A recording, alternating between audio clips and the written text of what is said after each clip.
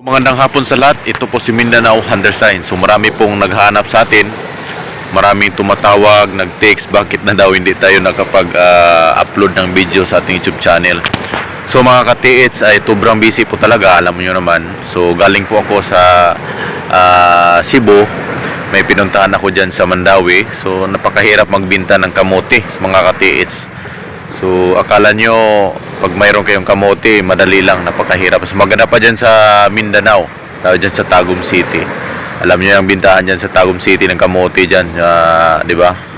So mahirap sa Mandawi City. So mahirap pala magbinta ng kamote. Kamote ay yung kasama ng balanghoy, no ba yan? Kamote. Basta kamote, alam nyo yung kamote. So mga ka-TH, no, marami nag-aabang sa ating YouTube channel na makapag-vlog tayo ng ating video. So, mayroon lang akong pinuntahan talaga sa Cebu. So, mayroon lang akong sadya dyan sa Mandawi. So, alam niyo Mandawi, Cebu. So, mayroon lang akong pinuntahan dyan. So, sa ating mga ka-TH, no, na nag-aabang nating mga message. So, maraming mga treasure hunter, kahit di ko customer, marami talagang nag-aabang sa ating YouTube channel. So, mayroon lang akong kunting advice sa lahat, no, ng ating mga ka-TH, lalo sa mga naghanap ng mga kayamanan sa bundok at gustong mabagong buhay. So, ngayon lang tayo nakapag-relax ka-TH. So, dito tayo sa tabing dagat, di ba?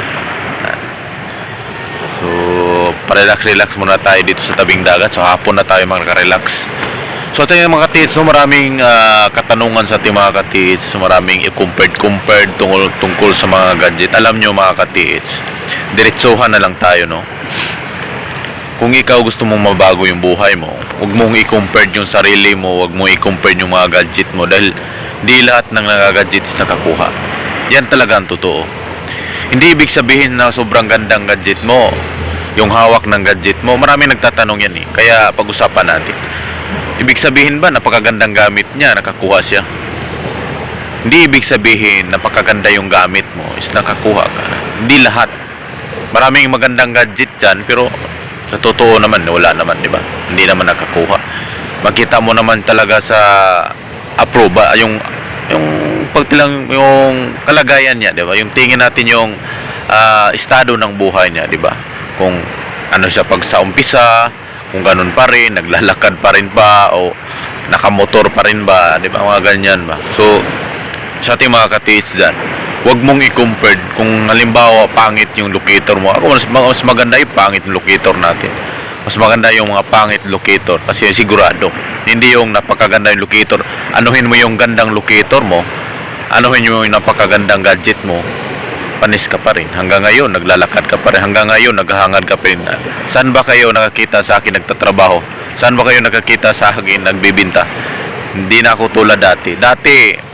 Baguhan pa ako, nagpo-promote ako, pero ngayon hindi nyo na ako nakikita nagpo-promote. Kailan ba ako nagpo-promote ng locator? 24, 25, wala, di ba? Wala na kayo nakikita. Tingnan nyo yung estado ng tao, hindi yung tingnan yung napakagandang gamit. Kaya ulitin ko sa inyo, paano yung napakagandang gamit mo kung hanggang ganda lang? Ang tingnan nyo yung talagang mayroon ba talagang historian? Yan ang pinakaisipin. Sige, lakturin tayo ha. Alam ko maraming magagalit sa gandang gamit na yan. Siguro nauubos ng treasure sa buong mundo kasi napakaganda eh. Halos lahat bilhin yan kasi siyempre napakaganda. Hindi. Kasi ang pagtitreasure kasi, kahit hawak mo pa yung kahit napakagandang gamit, kung hindi naman swak sa'yo, di ba? Hindi naman swak sa'yo. Tingnan mo yung mga scanner, di ba? Gumagamit sila ng locator. Kasi sa locator kasi, naglulukit talaga yan. Ng totoo. Hindi mo lang talaga alam paano gamitin kasi nagmamadali ka. Masyado kang mapusok sa pangarap mo. Gustong yumaman. Gusto mong makabili ng kotse, makabili ng bahay. Masyado ka kasi nagmamadali. Gusto mong i-shortcut yung pagyaman mo. Hindi ganun. Ako, dumaan ako dyan dati. Pero talagang mayroong tao, laging dinasabi ko sa inyo, mayroong tao nag-advise sa akin, dapat mayroong tamang proseso. Ang pinaka-importante talaga, alam mo, ang pinaka-importante bilang treasure hunter, yung tiwala sa sarili. Minsan kasi, binabaliwala nyo pa yan. Kaya nagtiwala kayo sa mga kasamahan nyo, sa kapitbahay nyo, sa kausap nyo, yung taong napagkagandang gamit. Hindi ka naman yumaman dyan. Ikaw ang nagpapayaman sa sarili mo, hindi yung magandang gamit. Kaya payo ko sa inyo, kung mayroon kang gamit ngayon, magpasalamat ka na, at least mayroon kang gamit. Hindi naman ibig sabihin na dito kayo bumili lahat sa akin. Marami dyan nagbibinta na mayroon nakakuha din. So, mas maganda, makabili ka ng gamit, tapos dapat magpatulong ka rin kung saan ka nakabili. Halimbawa sa akin, mayroon akong customer, marami nakabili, lahat sila nagpapatulong. Dinidikod ko yan hanggang makahit sila. Yan po ang patakaran ko. Kaya sa mga nagagalit dyan dahil hindi ko nadikod, dahil napakatagal daw ako mag-open ng messenger, alam mo naman, hindi ko naman kayo priority kung hindi ko kayo customer. Mas uunahin ko yung customer ko dahil sila po yung unang naniwala sa akin, hindi kayo. Well, hindi ko naman kailangan ng sweldo sa YouTube, hindi ko naman kailangan ng tulad ng sinasabi nila, bingo daw sa sahod ng YouTube. Kung sanang nagbibingo pa ako ng sahod sa YouTube dyan, siguro araw-arawin ko yung mag-video na yan, kasi kailangan ko ng sahod sa YouTube. Araw-arawin ko yung Facebook na yan para kumita ako dyan, di ba?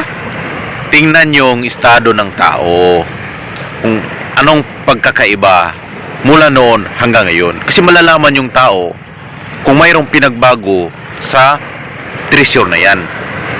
Pero pagtingin yung ganun, parang palengke, parang namamaligyan ng tugnos, mahirap lang tayo dyan, di ba? Alam nyo na. So yan ang payo ko sa inyo, sikap lang talaga, tiwala sa sarili. Kung pangit yung locator mo, kung saan mo yan nabili, tiwala lang talaga.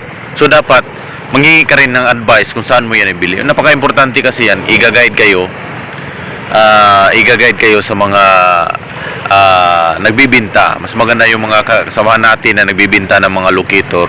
Huwag yung iwanan yung mga customer nyo, dapat ididikod nyo rin, kasi kaya sila bumibili sa inyo kasi naniwala sila sa gadget nyo. So ang may payo natin dyan, ididikod nyo rin para naman sila matulungan natin sa ating mga ka-taste dyan, no? So marang compared sa mga gandang gamit.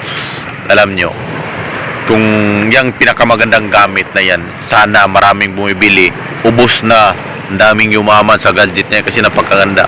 Kasi ang pagtitreasure kasi hindi yan basihan sa gadget, nagbibase yan kung swak ba yan sa kamay mo at swak ba yan sa pagtitiits mo, di ba? Tulad sa akin, nahirapan ako sa mga dowsing rod kasi hindi swak sa akin. Yung swak sa akin yung locator lang.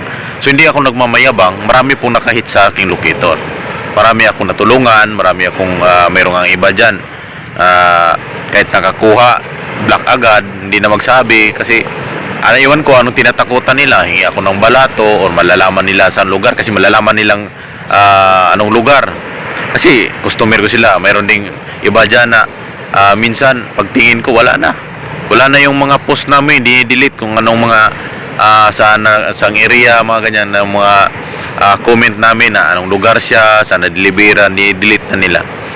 So sa ating mga katis dyan, na lalo na sa mga naghanap baguhan, mas maganda magmamasid-masid rin kayo kung alin ang maganda. Hindi yung tulad sinasabi ko, mayroon ding bumibili sa Shopee at sa Lazada. Si Lazada at si Shopee, hindi yan nagdidikod sa inyo. Hanggang bili lang kayo dyan. Tapos yung binili nyo, maganda yung postura, pero sa loob, hindi yan nakakonik. So mayroon ding nakabili dyan sa mga store kasi marami ding nagbibinta dyan sa Lazada. Alam nyo, napakahirap. Kahit anong ganda ng gadget mo, kung walang tutulong sa'yo sa pagdidikod, mahirapan ka talaga. Maraming nahirapan kasi mahirap talaga pag wala kang mentor. Napaka-importante yan. So sa ating mga ka-TS dyan, nanonood ng YouTube channel, kung gusto mo maging customer, nasa iyo yan. Kung gusto mo ang bagong buhay mo, nasa kamay mo. Hindi kita pinilit, hindi pwede kitang anyayahan na dito ka sa akin. Ikaw ang nakapagpabago ng buhay mo. So ikaw ang mag-decide kung saan yung gusto, kung alin ang gusto mo. Kung gusto mo magtrabaho dyan kasi hindi mo kaya, pwede. Pero maalala mo yan pagtanda mo na sana noon ginawa ko yung sinabi ni Mindanao Decoding Sign, sana nakahits na ako. Lalot na yung mga kasamahan mo pag nakahits, di ba? Halimbawa yung mga kasamahan mo nakahits, sana sumabay ako nakahits, yaman sana ako ngayon, di ba? So, sayang yung mga pagkataon na para sana sa iyo. Pero dahil sa matigas yung utak mo, matigas yung puso mo, makasarili ka, wala kang napapala. Alam mo, maraming nagbago sa tuition. Kaso lang yung iba, alam mo nung kulang natin, kulang sa tiwala sa sarili. Sarili mo nga, di mo kayang pagtiwalaan. Ako nga dati, yung kapartner ko, yung kapatid ko, hindi naniwala sa akin. Pero hindi ako nagpatinag. Kasi mayroon akong pangarap. Sino bang magbabago sa buhay natin? Di ba tayo lang? Hindi yung ibang tao makapagbabago sa buhay natin. Tayo lang. Kaya kung may pangarap ka sa buhay, ituloy mo yan.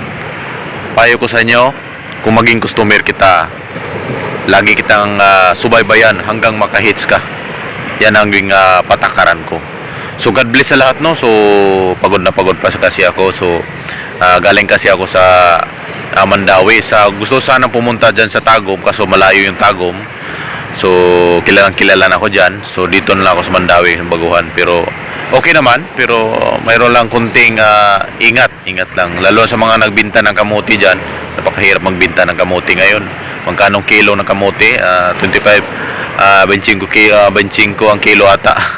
So mga katits, congrats sa lahat ng ating mga katits, no? God bless. So huwag kalimutan mag-subscribe sa YouTube channel para lagi kayong updated sa ating mga videos. So sa mga baguhan dyan, kung gusto mo bago yung buhay mo, pag-isipan mong mabuti para sa pamilya mo. God bless po.